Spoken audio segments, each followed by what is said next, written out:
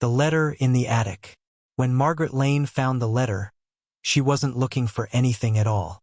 The attic had been untouched for years, filled with dust, forgotten furniture, and the faint smell of cedar from when her husband, David, used to build toy chests for their daughter. It was a cold February afternoon in Vermont, the kind where sunlight fades early and silence lingers too long. Margaret climbed up there only to escape the quiet, but she came down carrying a secret that would change everything she thought she knew about her family. The letter was tucked inside an old cigar box, wrapped in yellowing newspaper. The handwriting was shaky but careful. It was dated 1983. The name on the envelope made her pause. To the nurse who saved my life and never told me her name. There was no return address. Margaret sat on the attic floor and opened it carefully, the paper soft as skin. Inside was a single page. The man who wrote it was a Vietnam veteran, a soldier who had been wounded and left for dead until a young nurse found him in the chaos and dragged him to safety. He never learned her name, only that she had a small scar on her wrist and a silver cross around her neck. The letter wasn't just gratitude. It was a confession. He wrote that he had fallen in love with her during those brief days in the field hospital, even though they barely spoke. He'd searched for her for years, but eventually realized she might not even remember him. Still, he wanted her to know that because of her, he had lived long enough to have a family. Margaret read the letter twice, maybe 3 times, before realizing her hands were trembling. Her father had been a veteran. He died when she was 12, long before she could ask him about the war.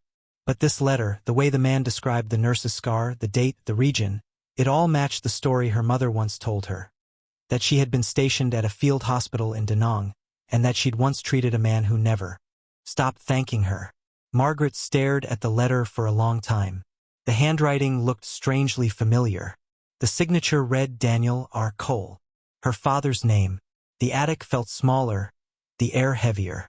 Her father had written this letter, not to her mother, but to someone else.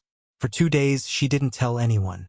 She carried the letter in her jacket pocket, unfolding it again and again, searching for another meaning.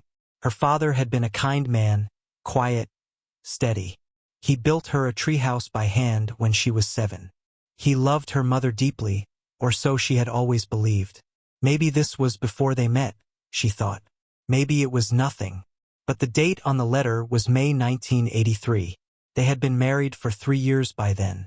Unable to rest, Margaret decided to find out who the nurse was. She started by visiting the local veterans hospital, then digging through archives at the library.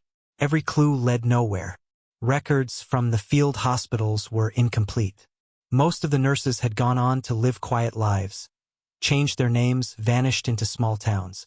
But there was one file, one nurse who had served in Da Nang at that exact time, with a scar on her wrist from shrapnel. Her name was Eleanor Hart. Margaret drove 4 hours south to find her. The small town of Newberry was wrapped in fog when she arrived. Eleanor's house sat on the edge of a lake, quiet and tidy, a wooden porch with wind chimes. Margaret sat in her car for a full minute before knocking on the door. Eleanor answered, older now, gray hair neatly pinned, her eyes cautious but warm.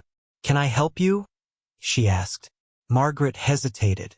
"Were you in Vietnam?" "A nurse." Eleanor blinked, surprised. "A long time ago, yes." Margaret handed her the letter. "I think this was meant for you." The older woman stared at it, lips parting in shock. Her hands trembled slightly as she unfolded the page. She read in silence, then looked up, her eyes wet. "I thought this was lost," she whispered. "I never knew he sent it."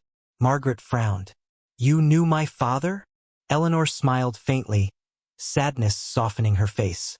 "Yes, Daniel Cole. He saved my life as much as I saved his. We promised to stay in touch, but after the war, I got married. He did too, I suppose." Margaret sat across from her, struggling to process what she was hearing. "Did you love him?" Eleanor looked out the window. "I loved the man I met over there. The world we lived in then wasn't real. It was survival, not life. You cling to anyone who makes you believe in tomorrow." For a moment, they sat in silence, Two women connected by a man neither of them fully knew. Eleanor handed the letter back. He must have written this and never mailed it. You were meant to find it, not me. Margaret shook her head. Why would he write to you after all that time? Maybe to forgive himself, Eleanor said. Or maybe to remind you, and your mother, that love doesn't always come in one shape. That night, Margaret drove home under a sky full of snow. She thought about her father, the man who built her a treehouse, who fixed her bike, who never talked about the war. Maybe he had carried something heavy all those years. Maybe the letter wasn't about betrayal, but about gratitude, closure, or something deeper she'd never understand. When she got home, she placed the letter back in the attic. But this time, she added a note of her own, folded neatly beside it. It read, "For whoever finds this next, love can change its form, but it never dies. Sometimes, it hides in the attic, waiting to be remembered." Years later, her daughter would find it too.